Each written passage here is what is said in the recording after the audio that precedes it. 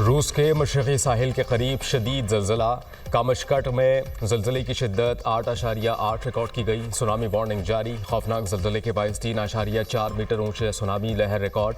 ज़लज़ले से बंदरगाहों और इमारतों को शदीद नुकसान पहुंचा। मुतादिद अफराद ज़ख्मी। मुमकिना सुनामी लहरों के बायस बहरा अल काहिल में सुनामी की एडवाइजरी जारी। ज़ख्मी मुमकिना सुनामी लहरों के बायस बहरा अल काहिल में सुनामी की एडवाइजरी जारी।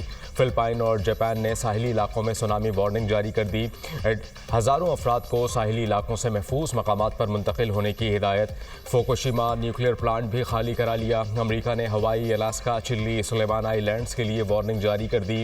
इक्वाडोर और रूस के साहिली इलाकों में भी 3 मीटर ऊंची लहरें रिपोर्ट। 1992 के बाद खित्ते में ये सबसे बड़ा ज़लज़ला है। अमरीकी सदर ट्रंप ने सोशल मीडिया पोस्ट में लिखा कि हवाई में सुनामी वार्निंग जारी कर दी। मजबूती से जमे रहें और महफूज रहें।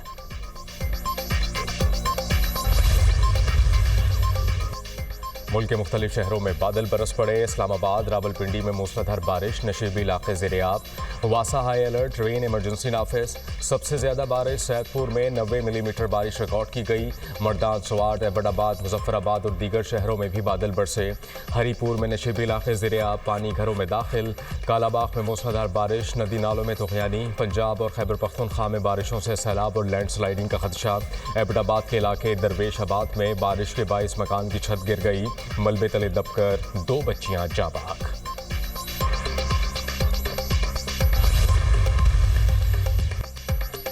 अमरीकी सदर की भारत पर 25% टैक्स लगाने की धमकी। कहा, अभी तक अमरीका और भारत के दरमियान तिजारती मुआहिदा तय नहीं पाया। तिजारती मुआहिदा ना हुआ तो 20 से 25% तक टैरिफ लगा सकते हैं। रूस ने 10 दिन में जंग बंद ना की तो टैरिफ आयद करेंगे। चीन के सदर से रवा साल के आखिर तक मुलाकात हो सकती है। अमरीकी सदर डोनाल्ड ट्रंप की सहाफ़ियों से गुफ्तगू। कहा, फ़लस्तीन को तस्लीम करने के हक़ में नहीं। फ़लस्तीनी रियासत को तस्लीम करना दरअसल हमास को इनाम देना है। इसराइल से गजा में खुराक के मरकज़ से मुतालिक बात करेंगे।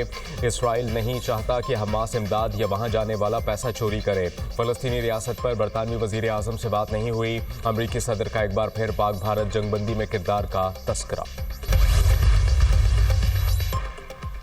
फील्ड मार्शल सैयद आसिम मुनीर की क़यादत में भरपूर जंग लड़ी। मुख्तसर वक्त में पाक फ़ौज ने दुश्मन की गलत फहमी दूर कर दी। 4 दिन की पाक भारत जंग इंतहाई ख़तरनाक थी। भारत के खिलाफ हमने तारीख़ी जंग जीती। पूरी दुनिया मुअत्तरफ़ है। मुसल्लह अफ़वाज ने दलेरी और महारत के साथ दुश्मन का मुकाबला किया। जंग में फ़तह के बाद आलमी सतह पर पाकिस्तान का वक़ार बुलंद हुआ।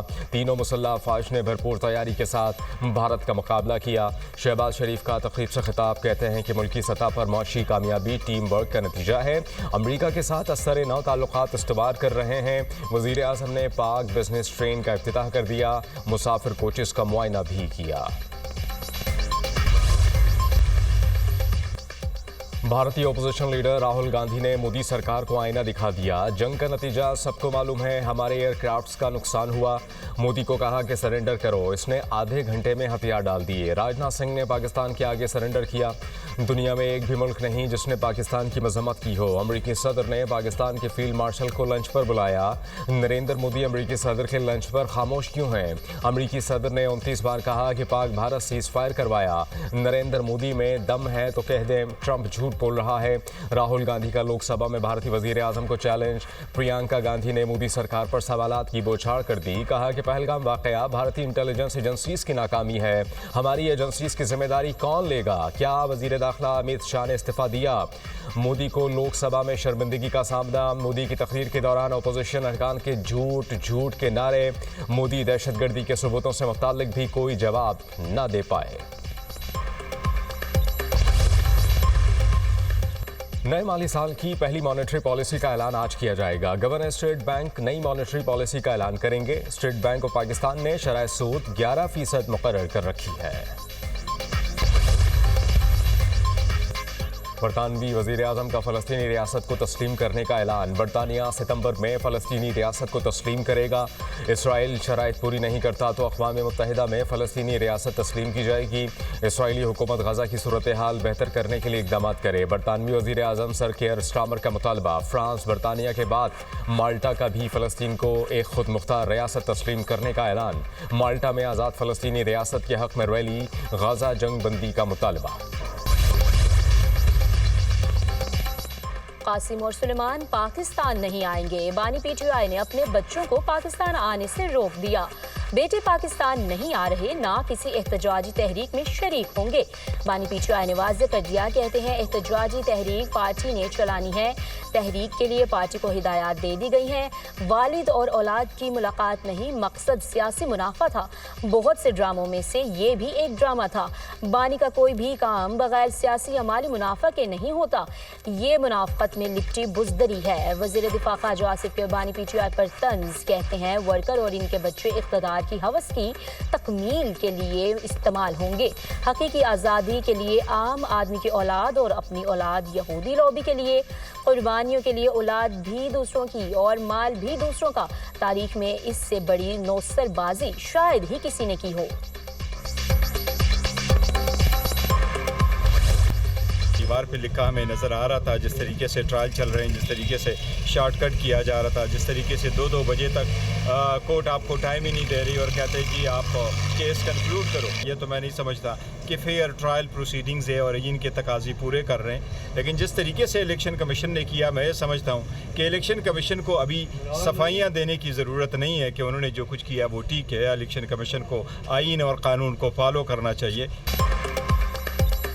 दीवार पर लिखा नजर आ रहा था, हमारे लोगों को नाअहल किया जाएगा। इलेक्शन कमीशन को वजाहतें देने के बजाय आईन और कानून को फॉलो करना चाहिए। इलेक्शन कमीशन ने जल्दी दिखाई है, ऐसा नहीं होना चाहिए। अदालतें हमें मर्जी का वकील करने का वक्त नहीं दे रही। हमारा आईनी हक है, हमारा केस हमारी मर्जी का वकील लड़े। फेयर ट्रायल के तकाजे पूरे नहीं किए जा रहे। जमहूरियत में अपोजिशन का किरदार ख़त्म हो तो वो बादशाहत है। एक दूसरे के गिरबानों से हाथ निकालने का वक्त है। चेयरमैन पीटीआई बैरिस्टर गौहर खान की मीडिया से गुफ्तगू।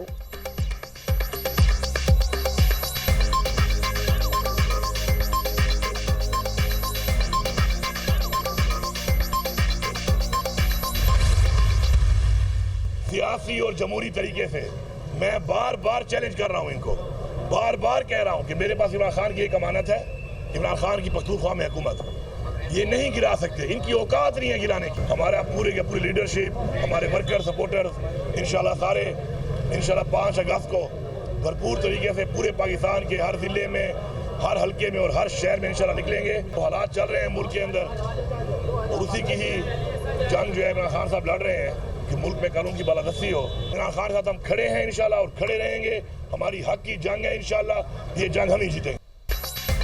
चैलेंज है, सियासी और जमहूरी तरीके से हुकूमत गिरा कर दिखाओ। बानी के साथ खड़े हैं और खड़े रहेंगे।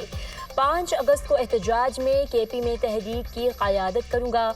जो हालात हैं इसकी जंग बानी पीटीआई लड़ रहे हैं। हम मुकदमात और गिरफ्तारियों से घबराने वाले नहीं।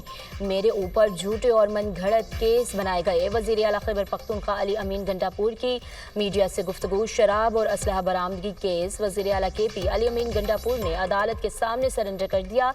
वारंट गिरफ्तारी मनसूख। अदालत ने अली अमीन गंडापुर के जमानती को शोकस नोटिस वापस ले लिया। अदालत ने आइंदा समाअत पर अली अमीन को ज़ाती हैसियत में तलब कर दिया। चीनी बहरान का हुकूमती ऐवानों में गूंज। पब्लिक अकाउंट्स कमेटी ने शुगर मिल्स मालिकान और चीनी बरामद करने वाले रिकॉर्ड मांग लिए। हुकूमती इकदामात नाकाफी करार। चीनी की कीमत में इजाफा करके कौम से 287 अरब का धोखा किया गया। पब्लिक अकाउंट्स कमेटी के इजलास में कमेटी रुकन रियाज फतियाला का इंकशाफ। चेयरमैन जुनैद अकबर की ज़ेर सदारत PSA इजलास में चीनी के बहरान पर गर्मा गर्म बहस। चीनी की कीमतें बढ़ने से शुगर माफियाज ने 300 अरब रुपए इजाफी कमाए। चीनी की कीमत क्रशिंग सीजन के दौरान एक दफ़ा फिक्स की जानी चाहिए। ऑडिटर जनरल की रिपोर्ट। सनाउल्लाह मस्ती खैल ने कहा कि चीनी की कीमत में 1 रुपया इजाफा होने से 40 अरब रुपए का इजाफा होता है।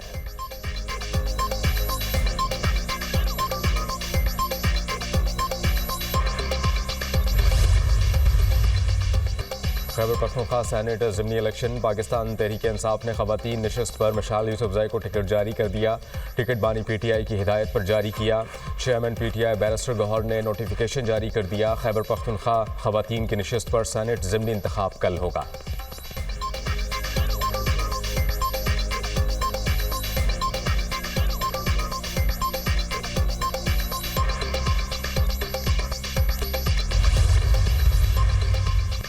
ज़िमनी इलेक्शन के लिए पोलिंग 18 सितंबर को होगी। इलेक्शन कमीशन ने शेड्यूल जारी कर दिया। हल्का NA 129 Lahore, NA 66 Wazirabad, PP 87 Mianwali में इंतखाबी दंगल सजेगा। उम्मीदवार 4 से 6 अगस्त तक कागजात नामजदगी जमा करवा सकेंगे। एजाज चौधरी की नाअहली के बायस सेनेट की खाली नशिस्त पर इंतखाब का ऐलान। सेनेट की खाली नशिस्त पर 21 अगस्त को पोलिंग होगी।